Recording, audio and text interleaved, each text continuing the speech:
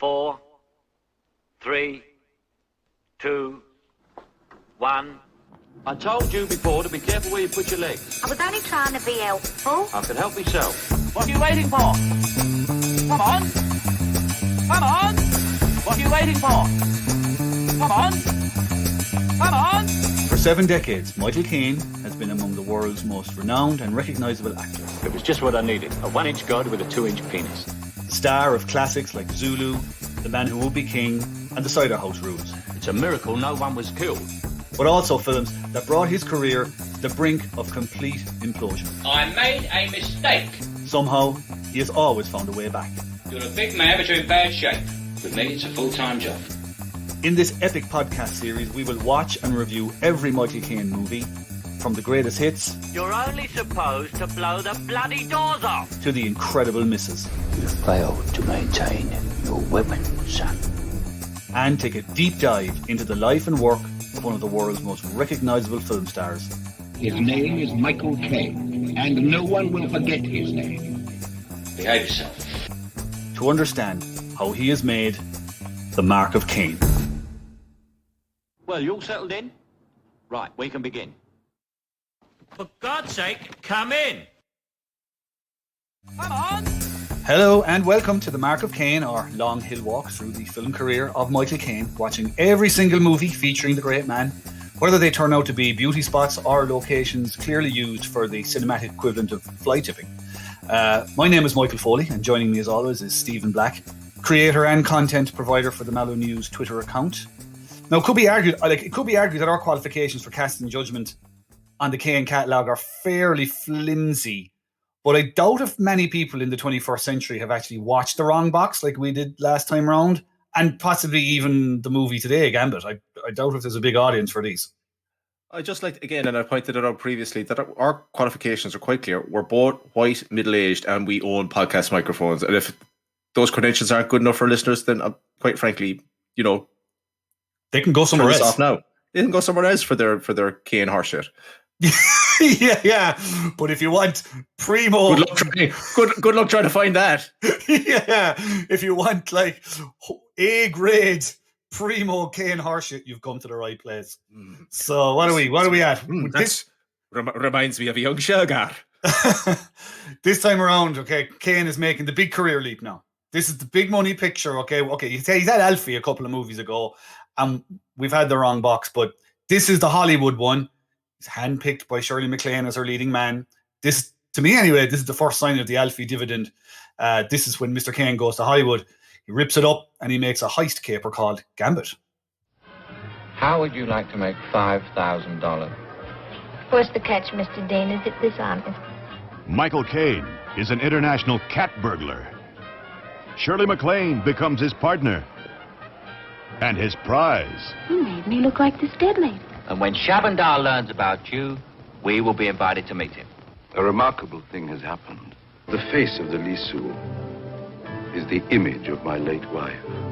You understand now what I meant by a miracle. And that's the plan, Emil. It can't fail. It's absolutely foolproof. I thought you said there'd be a Rolls Royce. Get me your manager, Mr. Ram. Mr. Ram is not with us anymore. Operator, would you get me 4279 again, please? It can't possibly be busy. All I'm trying to say is I know what it's like when things don't go right. I happen to have a foolproof plan. Luncheon? I don't want to go to luncheon. I want to go to dinner. You're being followed. Why is it that people who follow people always end up fingering trinkets? You are the most infuriating person I have ever met in my life. Roll the dice for romance and intrigue in Gambit. Just out of curiosity, did you ever actually watch the trailer for The Wrong Box? How dare you? I watch all the trailers. I prepare myself thoroughly for each one of these podcasts. Yes, it's dreadful. Yeah, they're awful, aren't they? These 60s trailers, they're all about 5 minutes long. They don't seem to be kind of trying to plug the movie. It's just this person and this person are in this movie, and then they just show completely out of context clips. And it's like up to you whether you decide whether or not you want to go see this movie, because we've made it look like shit. It's amazing how bad these are. And then some of them, like, they just give away the whole plot as well. Like, I mean, it's not even like a teaser, it's just the plot. This is some leak now. this movie, I think anyway, from the wrong box and this kind of hodgepodge ensemble cast to like Swinging Singapore and Shirley MacLaine, and Caine is dating Nancy Sinatra at this point, like, which obviously grants immediate access to the chairman of the board. And this is like beyond wildest dreams stuff for him, isn't it? What happened here in 3 years? I don't know. You say Shirley MacLaine handpicked him. Was that like? Was there a brochure going around? Was she like, "Can I get that?" But in strawberry blonde. Maybe she had it in her. No, it only comes in ginger. Well, it comes in blonde as well, like Caine, who is blonde. He is blonde. Anyway, it was in her contract. Like for this movie, she could pick her leading man. And of all the people she could have picked, she saw him in Ipcress File, and she said, "Yeah, I'll have a bit of him." And over he came. People in Hollywood would have been seeing like previews of Alfie. It wasn't in the cinemas or anything like that, so it wasn't really known. But Shirley MacLaine wanted him on screen with her anyway. So here we are. I mean, he's just landed into this life that is just. It just blows my mind that this is 1966, so like 2 or 3 years previously, before Zulu. Like, sure, what's he doing? Like he's scratching around for any part he can get, and suddenly now he's in Hollywood. I'd imagine he would have been very excited to go to see Disneyland or Disney World or whatever one of those was in his existence at the time. Maybe try one of those hammed burgers. Maybe a hot dog. Yes. Sushi? No, I think you're getting a bit ahead of yourself there now. I'm not sure. Maybe. I'm not sure he would have gone there. Like, I mean, from what Shirley MacLaine has recalled about the time with Caine, or like this is her own words. She said when Michael arrived in Hollywood, he cut a wide swathe through the single girls like a rocket with no resistance. I'm kind of glad to hear that there was no resistance, because I really don't want a kind of a fucking Me Too movement to be coming out of this podcast. Yeah, no, we don't want that. He would report to work after a hard night's play, stagger into his trailer, blast his Beatles records up to hyperspace. Excuse me? Yes, and try to get some sleep. I got tomorrow never. It's like, he's just all over my paperback writer. He's just having a ball, isn't he? He's just living the life. So yeah, sounds like a man who finally actually found the swinging 60s that you suspect never really existed back in England in the first place. Well, if you think of the gear on Alfie, as we made the point in that one, like he was basically dressed like a 60s Alan Partridge who had no understanding of what was going around him at the time. But he seems to have landed in America with his stack of records. He was in America once before this. He went to New York for something or other, and according to himself, it was just literally he got no sleep. He was fascinated by the fact that you could watch TV until late at night because that wasn't available at home. But no, this is another step up again. It's like he's just living the life. But if you don't mind, might come back. Can I tell some Mr. Caine Goes to Hollywood stories later? Is that possible? Fine. We might as well talk about the film. Yeah, I mean that's kind of what we're here for, isn't it? So where do you want to start? Will I start with the plot? Will I tell people what it's all about? Do tell the people who should have already watched this what the plot's about. Exactly. Well, if you haven't watched it, go and find it. It's pretty easy to find online. Actually, you paid money to watch this, didn't you? I did. Yes. Are you glad? Are you glad you did that? Was it worth it? I spent money on worse. That's true, and we'll just leave that there. So it's quite easy to find online, and if not, we'll guide you through it anyway. So Caine plays Harry Tristan Dean, a cat burglar. He's a sculptor friend, Emile, and they find Shirley MacLaine's character, Nicole Chang, who's a Eurasian showgirl in Hong Kong. She bears an incredible resemblance to the late wife of the world's richest man, Shabander is his name, played by Herbert Lom, who you might remember from the old Pink Panther films. And she's also the absolute head off of a priceless Chinese statue that Shabander owns. So for the first pretty much 25 minutes of the film, MacLaine's character does not speak at all. And you see Caine's character, Harry, running rings around Shabander and successfully making off with the statue, while Shabander is mesmerized by MacLaine's incredible resemblance to his late wife. But you realize after 25 minutes, of course, it's just a whole entire imagining in Harry's mind of how this job will unfold.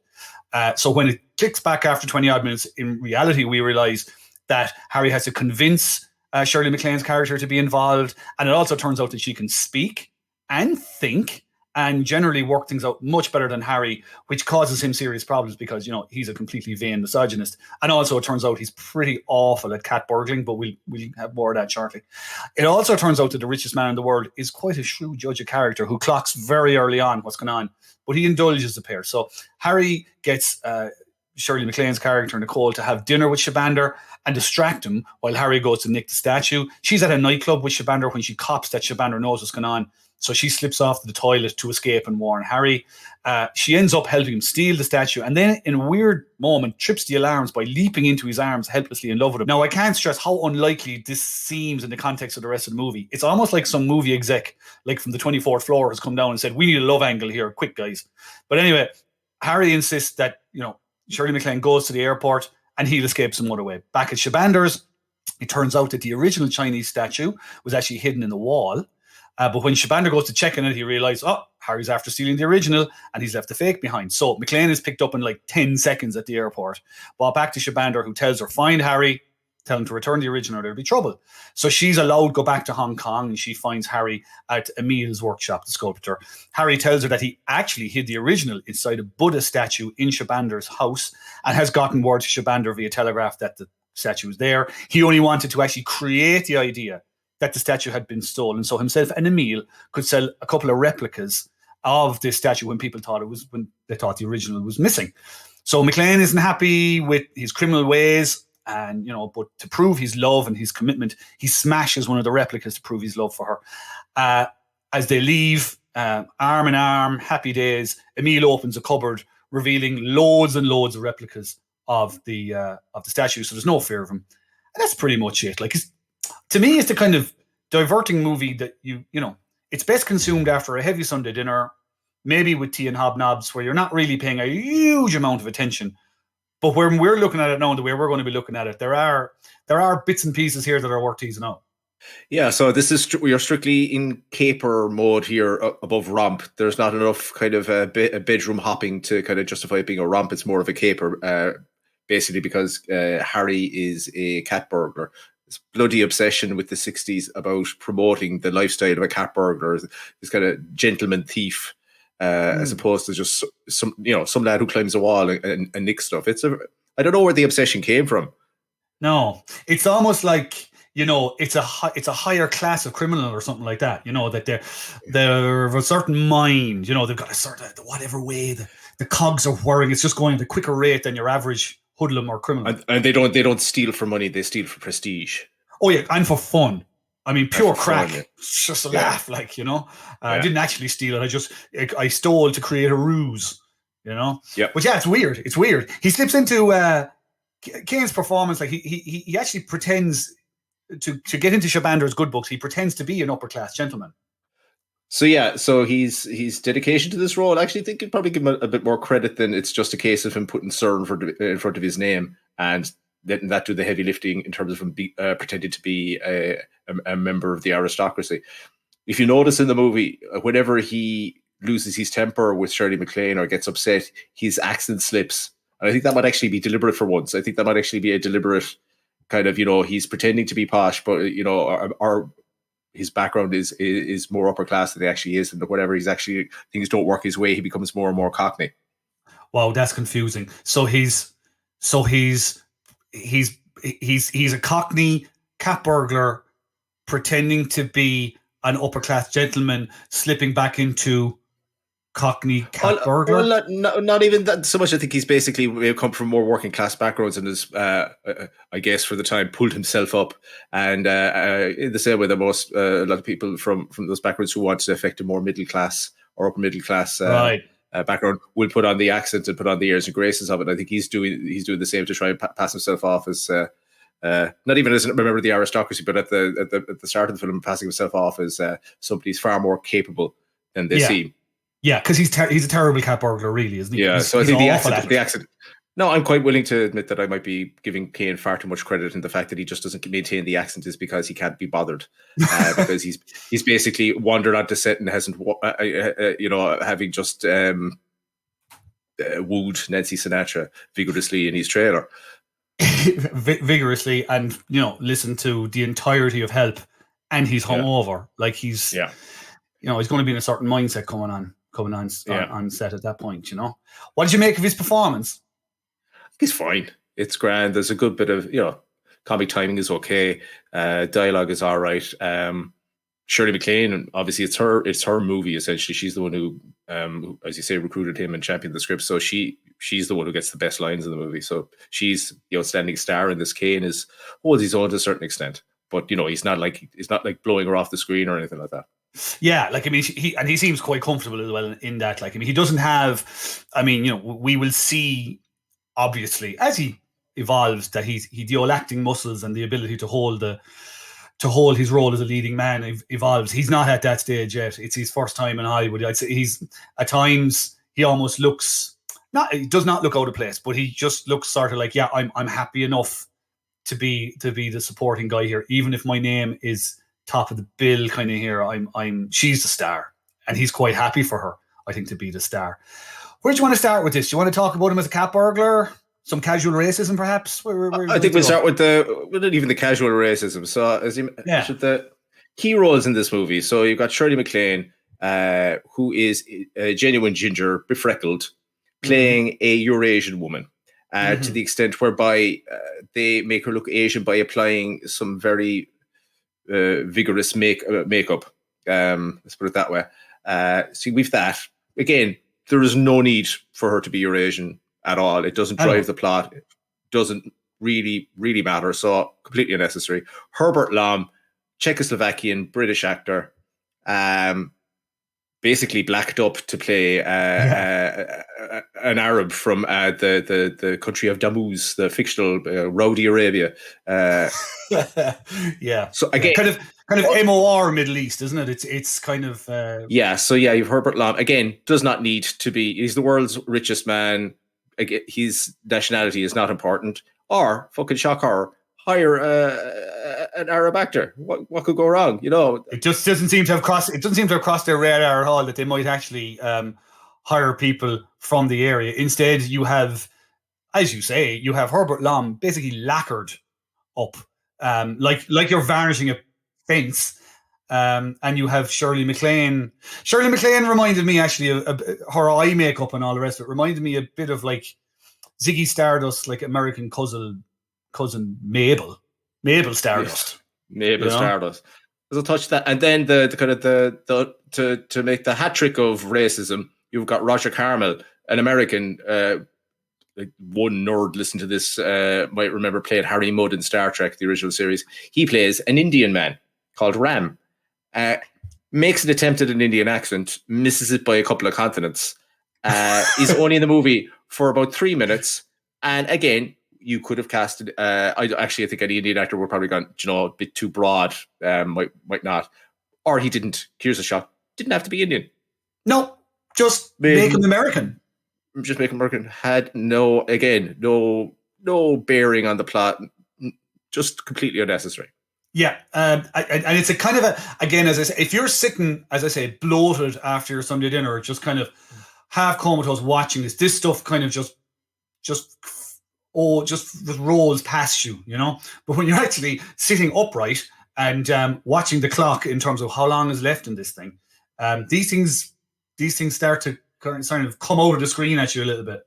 Yeah, I think I find it very hard to be sitting back and see something like Herbert Lom's. Herbert Lom basically plays two characters, in it, both of which are racist portrayals of Arabs. But the first one is again, because you kind of left out in your description of Michael Caine's character, he's also a racist because his imagining of Shabander is of this fez wearing, monocle sporting, superstitious man who is panders to every stereotype at the time. Oh, it's basically, he's basically portrayed as a kind of a desert Arab who's fallen into a big pool of oil and come out the other side and is now dressing in the way he thinks that rich Arabs and rich people should dress. But in actual fact, he's actually just a desert Arab who shouldn't be there at all. This is the Caine character's imagining of what Shabander is, rather than actually a highly shrewd, intelligent business person who's become the richest man in the world. Yeah, which he is portrayed as. So what they do is they take away the racist stereotypes, but they leave the 5 coats of Ronseal. Yeah. Exactly. See, and you can't get away from the Ronseal. It's just too much to get away from. So you have that all kind of going on constantly through the whole thing. Then you have the issue of this arch criminal with this foolproof plan, who actually turns out to be hopeless at his job. I wouldn't say hopeless. He appears to be able to climb, which I would have thought, that's one of the essentials of being a car burglar, is your ability to climb. He's able to climb, and he's able to steal, able to get into Shabander's apartment at the end. But ultimately, the act of stealing the statue is carried out by Shirley McClaine, because as snake-hipped as Caine is in this period of his career, he's still not as slim as Shirley McClaine is. So Shirley McClaine has to nip through this gap in top of this gilded cage, which is, at the time displaying the highest technology available to the highest level of anti-crime technology. I.e., you walk through it and it sets off an alarm. Yeah. It's basically, if you can imagine a bird cage drop down over a statue, and basically, if you put your hand through the bars, the alarm goes off. And also, isn't there? There's a gentleman secreted behind the wall with a gun who seems to be there 24/7. The poor guy. I hope they gave him a bucket, because at least a chair. And one of those kind of Sudoku magazines, something to keep him occupied, because Jesus Christ, that must be the world's most boring job. Just sat in behind the secret door, watching a statue, trying to avoid the many, and let's face it, many women who've been taken into Shabander's technological marvel of an apartment and occasional sex prison. Yeah, absolutely. And I mean, there are pure vibes of sex prison off this now, I'd like to say. When he's showing Shirley McClaine around, he's showing all the things it can do. You can kind of go, could go many ways, and none of these are pleasant. Oh, her face. Like, I mean, he it's part of showing her around the apartment. He brings her into the room, and stuff starts coming out of the wall, and beds start moving. And on her face is entirely saying, I'm about to be sexually assaulted. This is what's going to happen next. The apartment revolves and it goes up to the roof, and I'd say there's a shoot for bodies as well. Definitely, there's some other lad whose job is to wait in the basement with a bat full of lime. That's all he's doing. I can only I can only hope that the health plan for these guys is good, because I can't imagine a worse job than having to stand in behind a door looking out at a statue for 15 hours on end, or 24, or whatever the hell, I don't know. Anyway, but you say, is he a good cat? I don't know. Like, he manages to get into the room, he lands, he kind of climbs down, kind of controlled fall kind of thing. He's got a nice pair of slippers, which makes things nice and quiet when he's moving. He's wearing black, which is good for a cat burglar. He does kind of portray a certain lack of, how would you put it, in management speak, crisis management wouldn't be his strength now, and which I would have thought is really important for a cat burglar. Also, the ability to think at his feet. I mean, Shirley McClaine does all the thinking for him when things don't go to plan. So he's like, I've made this rigid plan, and I cannot deviate from it. And anything that deviates from it, as you say, he goes into, this is terrible, I don't know what to do. And Shirley McClaine basically has to kind of butt in and save him, which she does on multiple occasions. Which I think, but that's basically what ends in the culmination of their erotic moment in the gilded cage of passion, is that he's finally realized that, okay, she's a woman, she talks, ooh, awkward, but wait, she's helped me steal something, therefore this is love. It's as simple as that for him, and a very nice segue onto the most inexplicable of a movie where there are many inexplicable things. This is the inexplicable thing. I mean, she's a strong female character. Give it credit where credit's due. It's a strong female character that just turns completely inexplicably freaking drippy. Like, she's in the guild. She has gotten into the gilded cage, as you said there, Stephen, like by this amazing gymnastic space, her flexibility to get into the bars and all the rest of it. She's in. So now to get out, she jumps into his arms, triggering all the alarms, and you're like going, "What's going on here?" I mean, did not see this coming.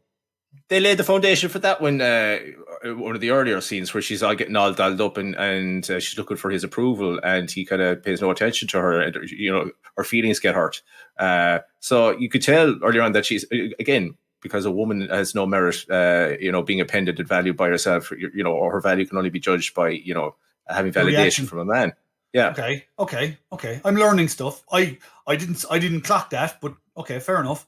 But like, still and all, she's like the strongest character in the whole show, and she does the dumbest thing of all the characters in the whole show.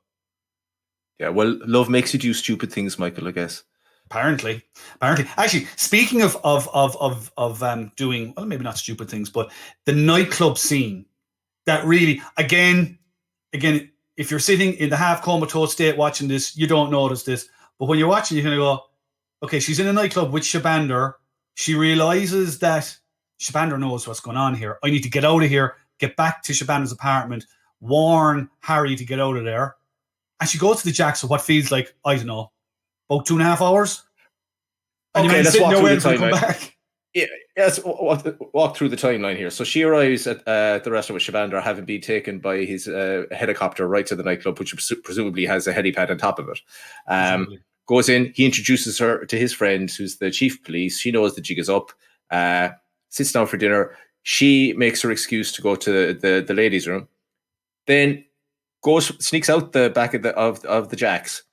No, doesn't go straight to Shabander's because she's clever. She realizes this dress is completely incompatible with the art of cat burglary. I must hie me back to the hotel room, have a quick outfit change. Luckily, I have packed just such an outfit. Make it from the hotel to Shabander's apartment. All of which is intercut with Herbert Lom. Look at his watch going, Jesus, the dates didn't really not agree with her. Like, I got to ask you a question now here. We've all been with single men. What is the longest you're likely to wait for a doll who's gone to powder her nose without thinking, I need to go and make sure she's all right because something severely either intestinal or other has happened to her, or maybe she's done a runner and maybe I should just check and then take what's left of my dignity and go home. How long would you be willing to wait? If you want me to put a number on it, it'd be, I don't know, 2 hours. Yeah, that's fair. Yeah, reasonable. So I mean, maybe it's not that unbelievable that the richest man in the world sat in a nightclub, looking at his watch, staring at the guy with him, shaking their heads, looking at the watch, drinking another glass of something. If you think about it logically, if this is happening in real time, so she has to go out the back at the Jacks. She has to get a cab back because obviously they flew there by helicopter, so it's quite some distance. So get a cab. She's also left her purse there, so I hope she brought her credit card with her. But gets into the cab, convinces the taxi driver to take a credit note. Gets back to the hotel. Maybe that's half an hour. Gets changed, puts on a bit of lippy. There's another 15-20 minutes, and then breaks her way into the apartment as well. So displays the same level of cat burgling skills that Harry has done. We're talking about an hour, I would say, tops, right? More. I mean, I have visions of Shabander still sitting there while your man is sweeping up around him, looking at his watch, looking at the other guy with him, taking another drink or something, looking at his watch. Do you think we should go now? There's still a chance. The only thing I was thinking is that obviously it's back in the day, so and in a foreign made up country, but more than likely you're talking about a squatty potty situation.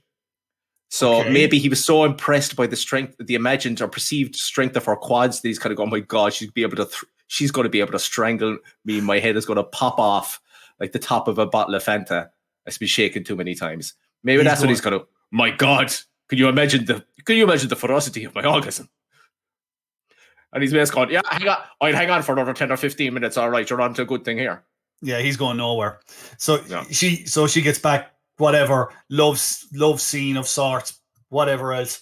Like it sort of, it kind of peters out then a bit, doesn't it? Anything else there that we need to touch on, really? Bad burglary, sudden falling in love, casual racism, nightclub disappearing act. Yeah, the ending, I suppose. It was our plan all along. Kind of weak. Very, this is our plan. Yeah, the whole thing as well. This really annoyed me was her insisting that he give up his life of crime, despite the fact that she knew that it was a life of crime that she was getting into when she signed up for the deal in the first place. Weird. I think, wasn't it that she was going to get a British passport and like $5,000 or something like that for doing the gig? Yeah. That was the payment. But yes, life of crime. And by the way, you're already in a life of crime now. Even if you get out of the life of crime, you're still in the life of crime. Like, so you may as well roll with the punches at this stage. Yeah. And it doesn't really speak to a long-term relationship between the two of them because she's asking him to go against his character. As you know, Stephen, I had doubts over the relationship from early on in the film, so I would agree with that. I don't see a long-term future for Harry and Nicole Chang in this, or Mabel Stardust, whichever way she identifies. Yeah. And the reveal that there's loads of there's a lot more statues. I mean, how many? You could only flood the market with so many replicas before people will actually cop on. Hang on, no, these are all fakes. It's your classic sort of the internet does not exist sort of moment here. Like we'll be able to get a good whack of these out before word gets around it. We've sold about a dozen of these. It's that classic, like there's no mobile phones, no internet. Obviously, it's the mid-60s. So this stuff, you probably have a month.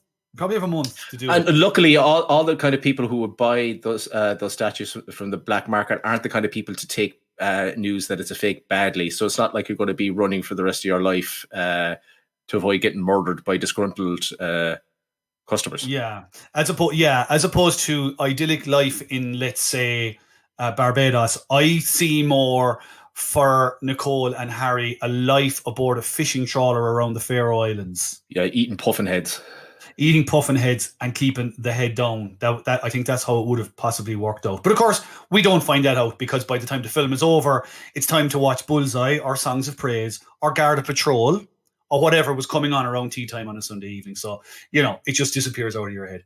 Movie was pretty well received, I think, wasn't it? It didn't, it didn't break anything. I think there might have been a couple of award nominations for the pair of them. Yeah, and even John Louis, Gowns by John Louis, nominated for an Oscar as well. So we were all quite impressed with the Gownery and further on display there, clearly, and so were the Academy. Yeah, good for him. We knew he was important. We knew he was important because his credit appears at the opening credits randomly. I guess that was important back then. Apparently. He almost do you know what, Hilda? Do you know what? If they don't fucking mention who made these dresses in the opening fucking 2 minutes, I'm fucking leaving. I don't care how many dollars we just paid to get into this. I don't care. We paid an extra $20 for somebody to mind the kids. I'm sick of costumiers being left off the credits list.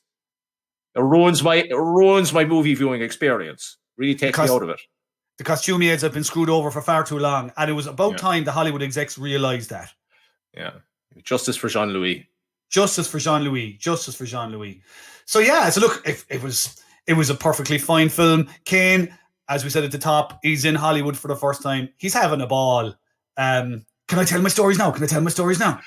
I mean, if you don't, there'll be such a furore.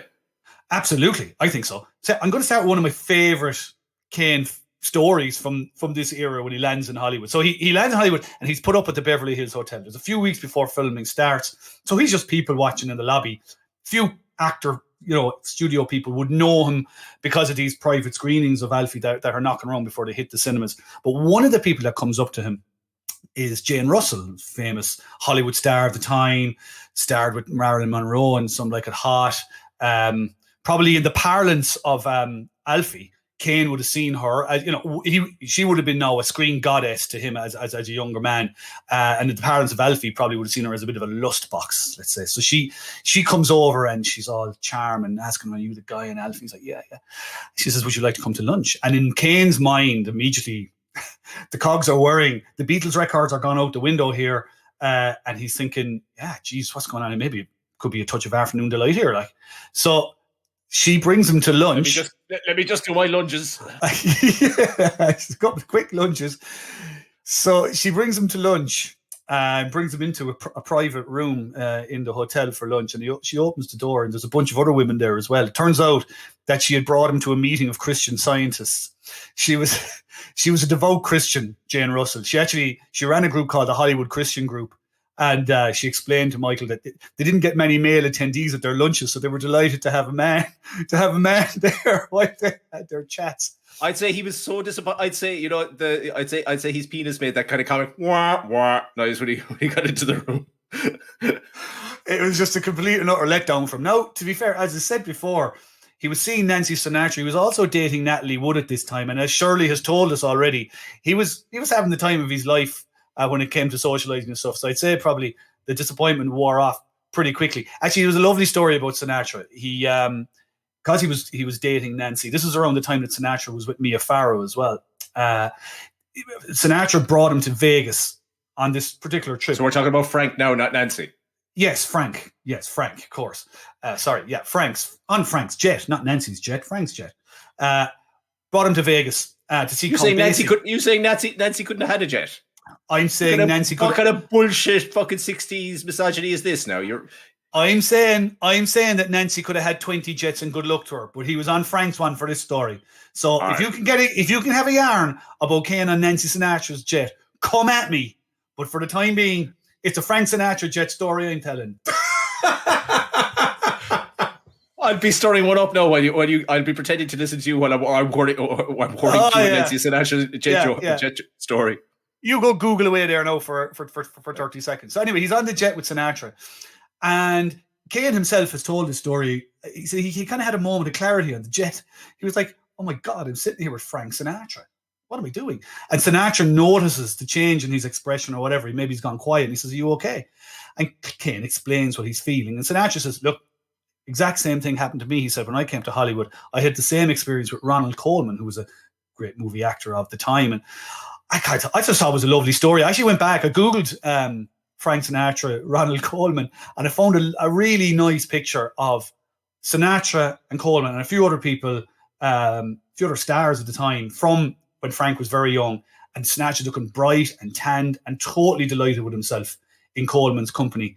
The exact same way as Mick Caine would have been really in Hollywood, I suppose, at this stage, just living the absolute life. There is a story that he always tells. This one has been rolled out in so many chat shows down the years about John Wayne, meeting John Wayne in the lobby. Apparently the helicopter drops down in front of the Beverly Hills Hotel. John Wayne jumps out of the helicopter in full cowboy gear. He's come straight from the set of a movie, and he sees your man, knows Caine from one of these screenings of Alfie. Are you Alfie? Goes over, has the chat, gives him a piece of advice. He said, boy, never wear suede shoes. And he says, why? Why don't I wear suede shoes? He says, because someday you're going to be in the lavatory, you're going to be doing your thing, and a guy's going to come in, stand beside you, and he's going to look at you, and he's going to say, are you Michael Caine? And he's going to swing over, and he's going to destroy your suede shoes. And that silence, actually, that you've just given me there is very unlike the uproarious laughter that story gets on the chat shows that I've seen him tell that story in. Sorry, I was just remembering my Nancy Sinatra, Michael Caine on Nancy Sinatra's jet. So this is in around the time that he was dating Natalie Wood, right? And he'd been hanging around with Natalie Wood and Chris Walken and Robert Wagner, and trying to run the two girls at the same time. But he got a phone call from Nancy going, look, I want to take you on my jet, the jet that it is completely okay for me to own, despite the fact that it's the 1960s and some backwards Irish men feel that it wouldn't be appropriate for me to own a jet at the same time as my much better known father. Mm-hmm. Michael Caine said that's an oddly specific thing to say. But yeah, I'd love to go with you. Throws on his clothes, says good luck to the lads, gets to the airport to get on, and he's starting to hobble up. And he's, oh God, I put the wrong clothes on. And Nancy goes to him, what's wrong with you? It's these shoes. These boots are made for walking. And she's like, That's a great song title idea. Wow. And the next thing you know, wow. She recorded a very famous song called These Boots Are Made for Walking. Oh, thanks for filling that in. Wow, it's amazing. It's amazing. That's a classic Caine anecdote now, that is. It is, isn't it? Yeah. There's a beginning, a middle, an outcome, and something that, there's a song that's there forever. That's really good. That's really good. It's complete lies. It's not nice. Okay, fair enough. So it's just around the parties, and it's dinner with Prince Philip and Cary Grant in Denny Kaye's kitchen, and it's dinner with Shirley McClaine and her brother Warren Beatty, and it's all this, and it's brilliant and it's great, and he makes a fairly okay movie. We're giving our marks for Caine, not marking the movie as such. We're marking Caine's performance. For a fella, to be fair, for a fella who apparently is trudging out of the caravan every morning, having blown his ears out listening to Revolver, and he's hungover and he's doing his thing. It's pretty serviceable, kind of 6 Caines for me, 6 out of 10. I agree, 6. Yeah, it's grand. It's grand, and it gets him off to a start in Hollywood. They meet the fella to have a look at this. Again, they get to look at this unbelievably skinny waif like Caine. He's definitely on the actor's diet, like. Yeah, no, peak skinny Caine. Absolutely perfect cat burglar svelte Caine. And Stephen, just this point now, I just want to pause for a second, just for a little small shout out. We really appreciate when people send messages, emails, just a bit of feedback. Money. Well, I mean, it's all, we'll never say no. We're very easily bought. I mean, in fact, embarrassingly easily bought. But we really appreciate any bit of feedback. And particularly, though, I just wanted to give a shout out to Kieran Coffey in Kerry, who sent a graphic novel in the other day. It's called Hellraisers. And it charts the life of Richard Burton, Peter O'Toole, Haddis, and Oliver Reed, all the Hellraisers. And Kieran spotted that in the Peter O'Toole section, there's a couple of pages with Caine. Caine, of course, would have understudied Peter O'Toole. And basically it tells a little yarn about Caine, O'Toole really bringing him out on the tear. And, of course, with hilarious consequences. So I want to just say thanks to Kieran. It's really, really kind. Really appreciate it. And, hope you're enjoying the show. Thanks, Kieran. I also enjoyed the book you didn't send me. Yeah, and if I were you, I would really, really read a lot into that. Don't worry, his card is well marked. Yeah. Kieran, you've made one friend, but I have to say You've made a terrible mistake. You made an enemy for life. I thought in my 40s I was told for a nemesis, but it's about fucking time. You found him, and better again, can I tell you? And the fact he's from Kerry as well. I mean, what the ultimate nemesis for you? Well, I'm assuming that he sent you a book because obviously he bought it foolishly, forgetting that he couldn't read. Oh, that's harsh. I doubt it. I think it was entirely. I like the pictures. That's harsh stuff. That is harsh and entirely untrue. Kieran, thank you so much. No, I'm stopping you here now. Kieran, thank you so much for the book. You're married to a woman from Kerry, so this is literally like talking to some lad and seeing the sniper's dot just on his forehead going, no, I haven't been gotten to by anyone at all. My experience with Kerry people is that they're a highly intelligent, erudite people, and they're intelligent. Intelligent, and I very, very much enjoy their company as long as we're not talking about football. And let's move on from there. So yeah, decent movie. Moves him along to the next one, which is Funeral in Berlin, which is his second outing as Harry Palmer. So it's away from. I think they filmed Gambit in Singapore. I think if my memory serves me right. So it's off to Berlin. It's off to Germany for Caine this time. So it's all very exotic and very different from what he would have been used to. So it's kind of jumping around from cat burglar to spy again. So we'll see what that's going to be like. That's right, Mick. So, Funeral in Berlin next week, as usual. Go away, watch it. And if you have any questions, you can DM us on Twitter at markofcaine2. Yeah. Look, we'll talk next time for Funeral in Berlin. See ya. Bye. What are you waiting for? Come on. That's it for this week's episode. Thanks for listening. Make sure to like and subscribe. Maybe leave a comment. Only nice ones, though. Mean comments will make Alfie cry, and no one wants to see that. The Mark of Caine podcast is written, researched, and presented by Stephen Black and Michael Foley, and edited by Andrew Foley. Music is composed by Stephen Black. If you'd like to get in touch, you'll find us on Twitter at Mallow News and at Mark of Caine2. And if you enjoyed this episode, you'll find all the rest wherever you get your podcasts. The Mark of Caine is a Mallow News 2 Cubes production. See you next time.